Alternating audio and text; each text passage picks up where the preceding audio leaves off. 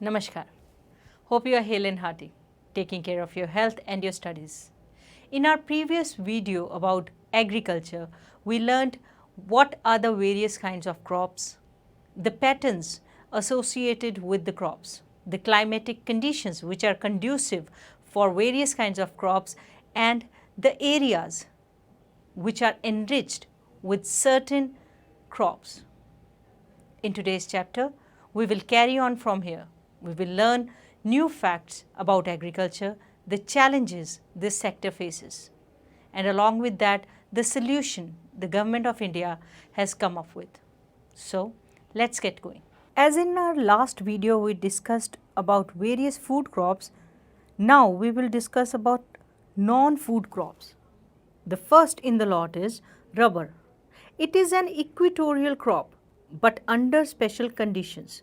It is also grown in tropical and subtropical areas. It requires moist and humid climate with rainfall of more than 200 centimeters and temperature above 25 degrees Celsius. Rubber is an important industrial raw material. It is mainly grown in Kerala, Tamil Nadu, Karnataka, Andaman and Nicobar Islands and Garo Hills of Meghalaya. In 2010-11, India ranked 4th among the world's natural rubber producers. Fiber crops. Cotton, jute, hemp and natural silk are 4 major fiber crops grown in India. The first 3 are derived from the crops grown in the soil. The latter is obtained from the cocoons of silkworm fed on green leaves, especially mulberry. Rearing of silkworms for the production of silk fiber is known as sericulture. Let's talk about cotton. India is believed to be the original home of the cotton plant.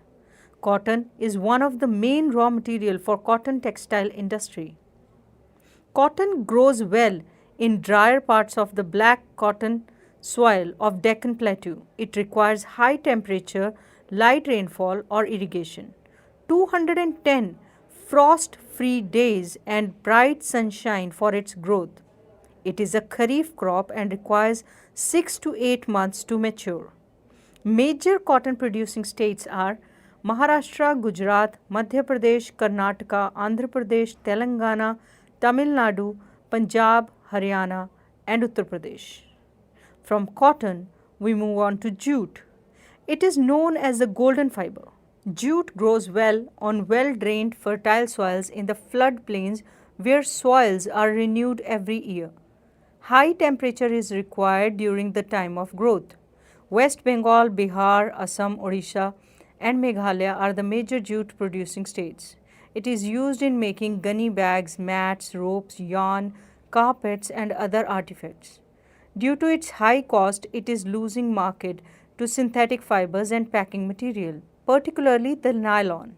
Talking about the technological and institutional reforms to the agriculture sector, it was mentioned in the previous pages that agriculture has been practiced in India for thousands of years. Sustained uses of land without compatible techno-institutional changes have hindered the pace of agricultural development.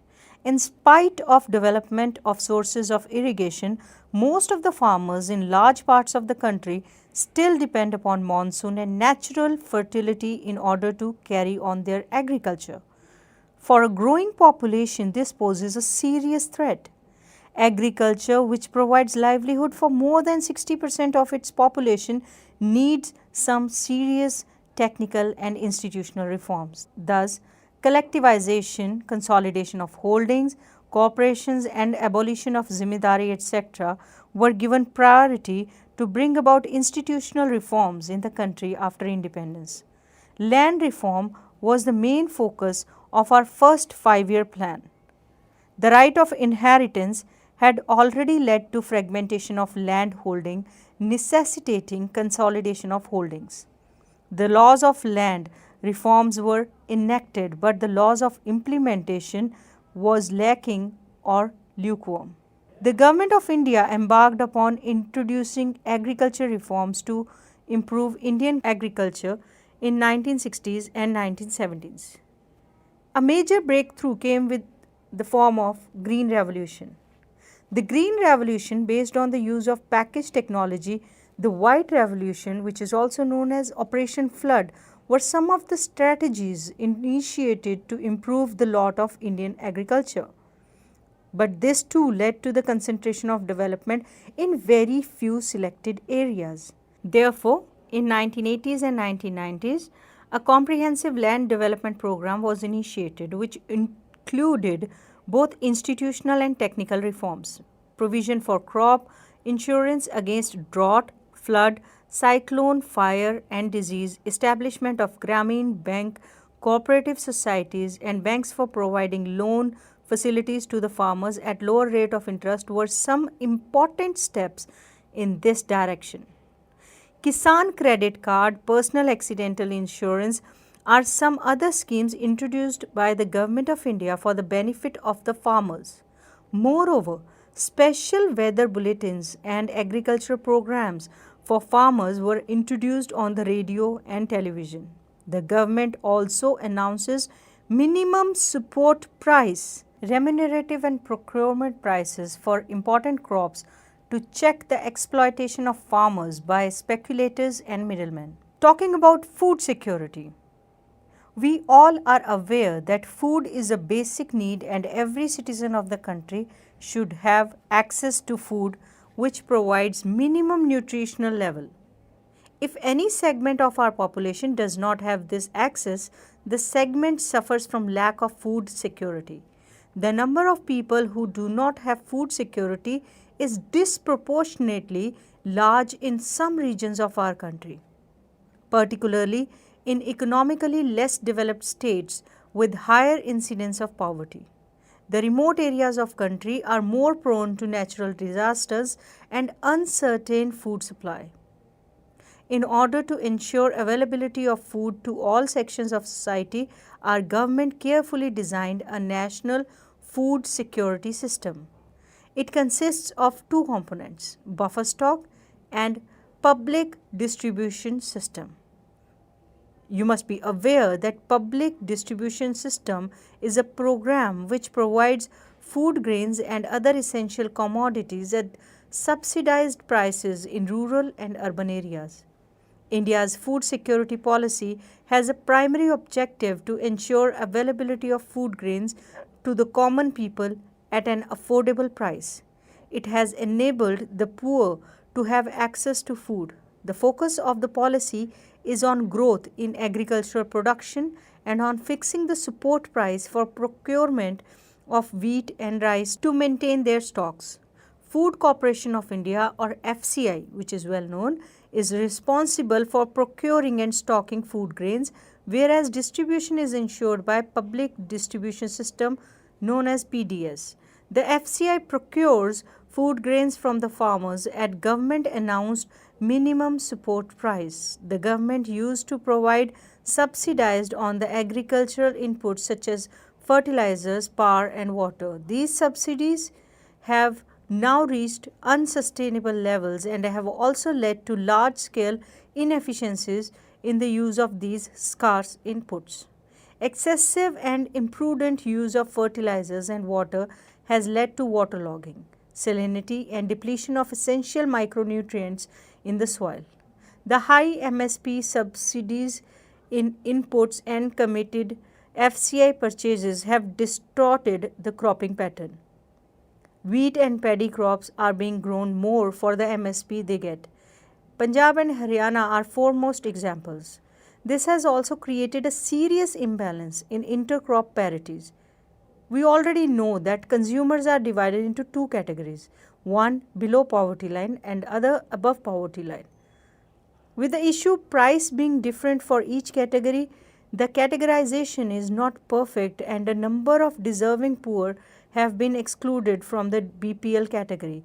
However, some of the so-called APL slip back to BPL because of the failure of even one crop, and it is administratively difficult to accommodate such shifts. Each district and block can be made self-sufficient in food grain production if government provides proper agricultural infrastructure, credit linkage and also encourages the use of latest techniques. Instead of concentrating only on rice or wheat, the food crop with a better growth potential in that particular area must be encouraged. Creation of necessary infrastructure like the irrigation facility, availability of electricity may also attract private investment in agriculture. The focus on increasing food grain production, which should be on a sustainable basis, and also free trade in grains will create massive employment and reduce poverty in the rural areas. There has been a gradual shift from cultivation of food crops to cultivation of fruits, vegetables, oilseeds and industrial crops. This has led to the reduction in net sown areas under cereals and pulses. With the growing population of India, the declining food production puts a big question mark over the country's future food security. The competition of land between non-agriculture uses such as housing and agriculture has resulted in reduction in the net sown area. The productivity of land has started showing a declining trend. Fertilizers, pesticides and insecticides which once showed dramatic results are now being held responsible for degrading the soils. Periodic scarcity of water has led to the reduction in area under irrigation. Inefficient water management has led to the waterlogging and salinity. One important reason in land degradation, free power to a section of farmers has encouraged them to pump groundwater to grow water intensive crops in low rainfall areas like in Punjab when they grow rice and sugarcane in Maharashtra. The unsustainable pumping has reduced water storage in aquifers. Consequently, many wells and tube wells have run dry. This has pushed the marginal and small farmers out of the cultivation. The big farmers with deeper tube wells still have water, but many others face a water crisis. Inadequate storage and marketing facilities also act as disincentive to the farmer. Thus, the farmers are badly affected by the uncertainties of production and market.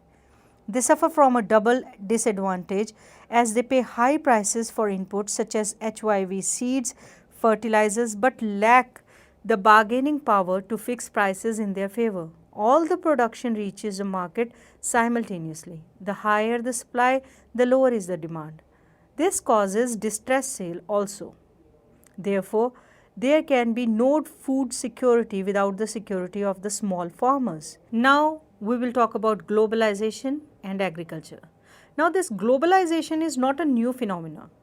It was there at the time of colonization. In the 19th century, when European traders came to India, at that time too, Indian spices were exported to different countries of the world, and farmers of South India were encouraged to grow these crops. Till today, it is one of the important items of export from India. During the British period, cotton belts of India attracted the British, and ultimately cotton was exported to Britain as a raw material for their textile industries. Cotton textile industry in Manchester and Liverpool flourished due to availability of good quality cotton from India. You must have heard about the Champaran movement which started in 1917 in Bihar. This was started because farmers of that region were forced to grow indigo on their land because it was necessary for textile industry which were located in Britain. They were unable to grow food grains to sustain their families. Under globalization, particularly after 1990, the farmers in India have been exposed to new challenges. Despite being an important producer of rice, cotton, rubber, tea, coffee, jute and spices, our agricultural products are not able to compete with the developed countries. Because of the highly subsidized agriculture in those countries, today Indian agriculture finds itself at the crossroads. To make agriculture successful and profitable, we have certain solutions. Proper thrust should be given to the improvement of condition of marginal and small farmers. The Green Revolution promised much, but today it's under controversies. It is being alleged that it has caused land degradation due to overuse of chemicals, drying aquifers, and vanishing biodiversity. The key words today is gene revolution, which includes genetic engineering. In fact, organic farming is much in vogue today because it is practiced without factory-made chemicals such as fertilizers and pesticides. Hence, it does not affect environment in negative manner. A few economists think that Indian farmers have a bleak future if they continue growing food grains on holding that grow smaller and smaller as the population rises. Indian farmers should diversify their cropping pattern from cereal to high value crops. This will increase income and reduce environmental degradation simultaneously because fruits, medicinal herbs, flowers, vegetables, biodiesel crops like jatopra and jojoba needs much less irrigation than rice or sugarcane. India's diverse climate can be harnessed to grow a wide range of high value crops. Change in cropping pattern, for example, from cereals to high value crops will mean that India will have to import food. During 1960s, this would have been seen as a disaster. But if India imports cereals while exporting high value commodities, it will be following successful economies like Italy, Israel and Chile. These countries export farm products which are fruit, olives, specialty seeds and wine and import cereals. Let's take a while to analyze what we have learnt from today's session. Are we ready to take a risk? The debate is open for the discussion. On your screens you can find a question followed by 4 options. You have to pick the correct option. So let's get going. So which of the following crop is an important raw material for automobile industry? Pulses, ragi, rubber or none of the above? Very easy, it is rubber, which is an important raw material for the automobile industry. Moving on, rearing of silkworms for the production of silk fiber is known as sericulture, aquaculture, apiculture or pisciculture. Yes, it is called sericulture. Which of the following is known as golden fiber? Cotton, jute, hemp or silk? Very right, it is jute. Which one of the following is announced by government in support of a crop? Is it maximum support price, minimum support price, moderate support price or influential support price? Yes, it is minimum support price or MSP. Plantation agriculture is a type of subsistence farming, commercial farming, mixed farming or none of the above. Plantation agriculture is a type of commercial farming. Alright, let's play a very small game. It is a crossword. You can see on your screens there are clues given to you. Let's see the first clue. The 2 staple food crops of India. Let's try to locate which are these? Very right, it is rice and wheat. So let's locate that in this grid. Yes, there we see rice and wheat. So this is the summer cropping season of India. Yes, it is Kharif. Let's try to find this word. Very good. Alright, moving on. Pulses like arhar, moong, gram, urad contain protein. Yes, you can see it. Protein. Let's try to find it in the grid. Right. Alright. So this is a coarse grain. Jowar. Can we find jowar in the grid? Yes, we can. Very good. So the fifth is the main important beverage in India are, very easy, tea and coffee. Let's try to locate that in the grid. Yes, there it is. The last question is one of the 4 major fibers grown on black soil. Yes, it is cotton. Let's find where we can find it in the grid. Correct. Hope today's session was fruitful for you. Agriculture is the backbone of Indian economy. Long time back when our late Prime Minister Shri Lal Bahadur Shastri ji gave the slogan Jai Jawan, Jai Kisan. He defined the role of the farmer of this country. The farmer of this country is a warrior, and we should respect them with all our hearts. With this, we come to the end of this video. We'll be back with many more new sessions. Till then, stay safe, stay healthy, and keep studying. Namaskar.